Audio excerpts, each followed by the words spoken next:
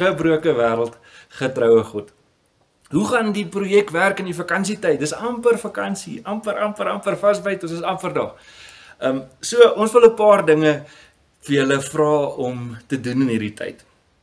So as jy Lukas gaan luister op 'n audio Bybel, dis 2,5 uur, miskien 3 ure, dis van hier af net aan die kant Kroonstad, dan jy klaar met die evangelie van Lukas. So jy het baie tyd om te luister.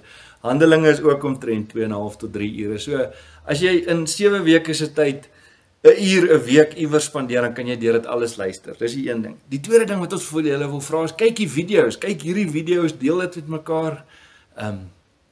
Maak seker jy weet wat aangaan. En luister na die preke, luister na die ou gebou se preke, die nuwe gebou se preke, partykeer so 'n verskillende klem soos wat die Here ons lei.